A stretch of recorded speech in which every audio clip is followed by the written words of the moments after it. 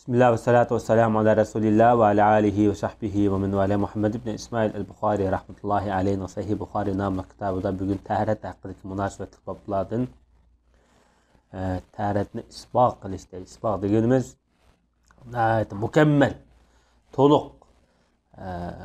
astoydil holatda taharet edish degan bo'ldi. Buni Abdullah ibn Ömer degan sahabalardan bu ulug' sahabe isbaq taharetki isbaq kelimesini el-inqa deb sifatlagan. Inqa degan nima degan vaqtida pokiz. Bu asli ma'nosi naqadar suzuk degan. Chalib qo'ymay, terining ujur-bujurlarigacha zada suvni o'tkazib, mang'uzib taharet edishni inqa deb qaragan. Ya'ni bu taharetki mukammallikni qo'llashgan bir sifat.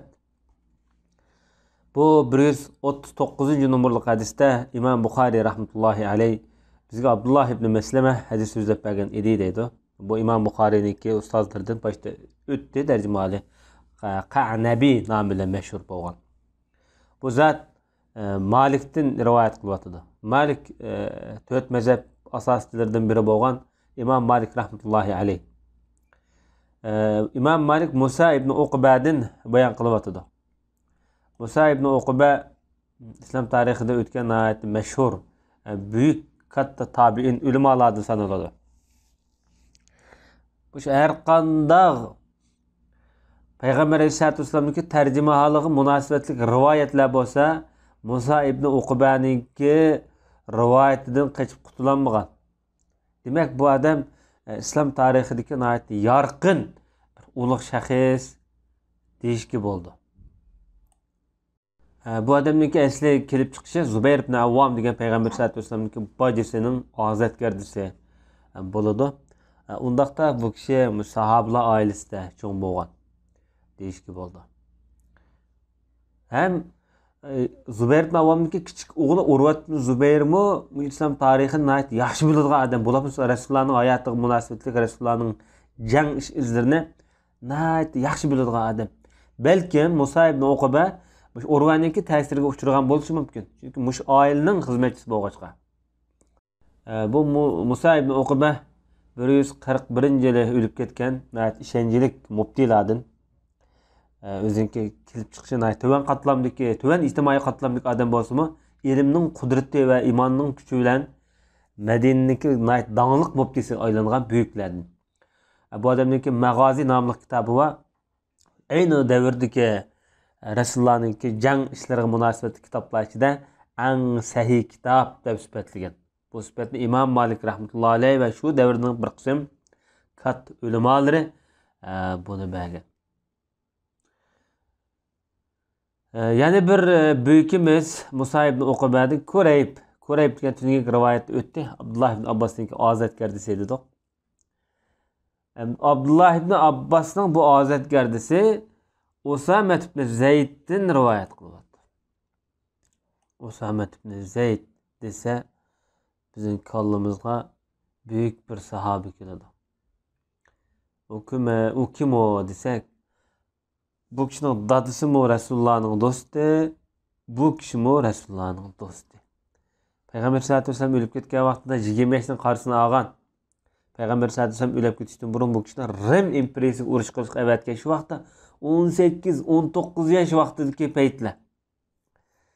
Demek bu bizim hozirgi davrimizga nisbatan albatta vaqtida 18-19 yoshdagi bola degan yumron onasining sutini emayotgan bir kichik bola deb qaraymiz. Amaliyotda bu kishi Peygamber sallallohu alayhi vasallamning zamonasida Büyük Rim imperiyasiga qarshi urush otlangan bir qo'mondan. Bu qo'mondanning ostida Hazrat Ömer, Hazrat Abu Bakrdan tortib büyük sahobalarning hammasi bor. Qo'l ostida. Shularni ilib, hatto bir qism shu vaqtdagi sahobalar qarshi chiqqan. Kichik bolani bizga Rasululloh mushtaq qilib qo'yamdi deb. Payg'ambar sollallohu alayhi vasallam bu qo'mondonlikqa yaraydigan birdan bir sahoba degan bu. Demak, Payg'ambar sollallohu alayhi vasallam bu yerda bir odamning fazilatini, ortiqchiligini yoki ma'lum darajadagi imoniy ustunlikni asos qilmagan. Her adamni o'z loyiqidagi xizmat qo'ya olgan. Ya'ni Usame ibn Zeyd bu idoriy ishlarga, qo'mondonlik ishlarga mukammal yaraydigan birisi deb Peygamber sallallahu aleyhi ve sellem sifatlagan. Yani birisi bu kişinin dadisi Zeyd ibn Haris Rim imperiyasida muhtaqasida şehit kılıngan. Yani dadısının intiqamını aladigan bir imani kuchum bor. Bu jihatda buningdan davomliq 3 ilish, intiqam ilish kallasini ayirmagandan keyin urushga bo'lgan buniki ixlosi nihoyatda katta bo'ladi. Bu jihatda Payg'ambar sollallohu alayhi vasallam buni bu urushga qo'mondan qilgan. Bu kishiningki o'zikida o'zi faxrlanib qo'yib olgan Rasulullohning do'sti degan nom bor ekan. Chunki Payg'ambar sollallohu alayhi vasallam do'st deb atagan. Asli bularniki kelib chiqishi bunda qora onasi emaslar, qora bir didak ayol. Payg'ambar sallallohu alayhi vasallamni beqib cho'qigan Ummu Ayman degan bu shu Usama ibn Zaydniki onasi bo'ladi. Bu Ummu Ayman Payg'ambar sallallohu alayhi vasallamniki dadasi Abdullah o'lib ketganda, Rasulullohning onasi Amina o'lib ketgan vaqtida bu mush ayol shularning asli ayni vaqtdagi didikiydi. Yani Resulullah'ni beqib ko'tarib cho'nqigan. Hatta Resulullah'ning onasi Amina Mekke ile Medine'nin aralıqdaki Ebva degan joyda o'lib ketgan vaqtida Resulullah'ning qo'lidan yutlab Mekke'ga ilib borgan Abdulmuttalibning qishiq olib borgan ayol mushu 6 yosh vaqtida. Demak Resulullah'ning bir onasining o'rnidagi büyük bir ayolning bolasi. Usama ibn Zayd 55 yaşda. Hazır Saudi'ninki Şimal rayon Ummul Qura, Vadil Qura degan o'rinma Xaybarga yaqin. Hazır Ula deb atildi. Shu yerda bu kishininki qabrisi. Bu kishining ilmiy xizmatlari bilan zo'r. 28 dona hadisni o'zining nomi bilan rivoyat qilib ummatga qoldirib ketgan buyuk sahobalardan. Endi bu Kurayb degan kishi Usama ibn Zayd'dan mundaq deganligini anglagan ekan. Usama ibn Zayd deydi, Payg'ambar alayhisolatu vasallam Arfatdan mangdi deydi. No, Arfat kuni bu haj vaqtida bo'layotgan ibodat bu. Arfat kuni turish, ya'ni kun patqa vaqtida Arfatdan ayrilamiz. Rasululloh Arfatdan mangdi deydi. Kun patqanda bir jilg'i tushib, Arfatda jilg'ilar bor tog'ning orasida. Shu yerga tushib kichik bir tarat qildi. Ondan tarat oldi-yu, taratni mukammal olmadi. Dedim ben namaz ya Resulallah. Namaz okuyor. Şam olab kaldı da Şam'ın vakti. Desem Peygamberimiz namaz aldığında dedi. Bu yerde bir noktanı kısırıp ötsek Peygamber sallallahu aleyhi ve sellem bir yerde kamil taharat almadı degan gap ulamalar xilma-xil tushunchada bo'lgan. Yani bu 3 qatımda jumida, yani bir qatımda lam oddiy jub qo'ydi, yengil jub qo'ydi deganni maqsad qilgan. Ba'zilar debdi tarat a'zolarining bir qismini yuvgan, bir qismini yuvmagan debdi.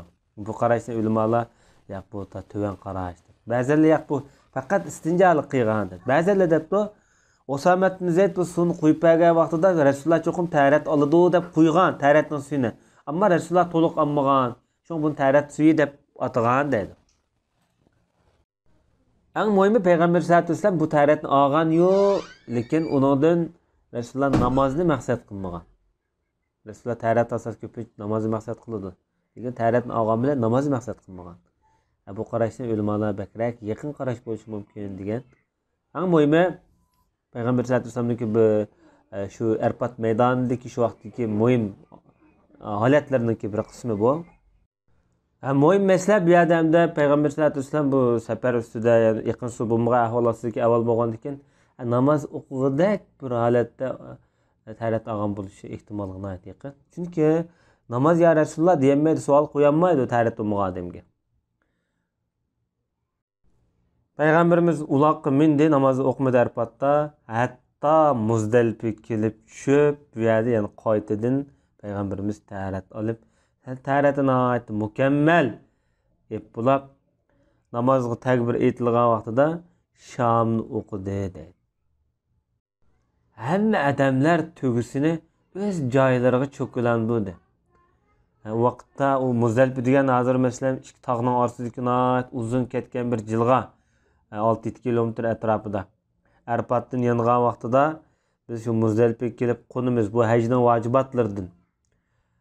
Shu yerda qonab, shom xubtanni shu yerda o'qiymiz. Ondan xubtanga takbir chiqqan vaqtida xubtanni o'qidi. O xubtan va shomning orasida payg'ambar alayhisolatu vasallam namoz o'qimadi dedi. Na sunnat, na nafl namoz o'qimadi dedi. Endi ulamalar mush hadisga qarab, mush hadisga ko'ra shom namozni Muzdalifga kelib o'qishni vojib degan. Bu yerda shomning vaqti chiqdi-da. Arfatda sal bilan mangandikilam shomning vaqti chiqdi-da. Vaqti minib piyoda kelsa, harg'in normal mangan vaqtida mesela 1 soatda keladigan bilan ayirib charchab, to'xtab bu yerga kelib qolsak 2 soatda kelamiz. Arfatda Muzdalifga. Demek bu nima degan vaqtida shom namozni Arfatda vaqti chigan bo'lsin o'qimay Muzdalifga kelib o'qishning o'zi vojib deb qaragan Hanifi mazhabining ulamolari. Bu nimani ko'rsatadi degan vaqtida shariat belgilagan ibodat masalalarining illat sababini so'ramaymiz. Qur'on Karim hadis Rasulullohda ibodat to'g'riliq har qanday nas, ya'ni mazmun bayon qilingan bo'lsa, shuni o'zgartmasdan shu pet o'qish muqarrar bu yerda. Demak payg'ambar sollallohu alayhi vasallam bu yerda shom namozi bilan xubtan namozi orasida hech bir nafl namoz, ne sunnat namoz o'qimadi. Buning o'zimi undaqda bu yerda sunnat bo'ladi. Shunlashqa Anvar Shakashmiri rahmatullohi alayhi Fayzul Barida agar bir odam shom namozini Arfatda o'qib qolgan bo'lsa, tong yorishdan burun shu yani qayta o'qimiz bo'lmaydi shomni deb shunaq degan. Bu hadis qarta. Bu shom bilan xutdan oraliqda hech qanday nafl namoz o'qimaydi degan qarashni, ya'ni sunnat o'qimaydi degan qarashni Hanifi ulamolardan Abdurrahman Jami o'zi Manasik nomli kitobida bu mazmunni bayon qilib o'tgan. Sallallohu alayhi nabiyina Muhammad va ala alihi va sahbihi ajma'in.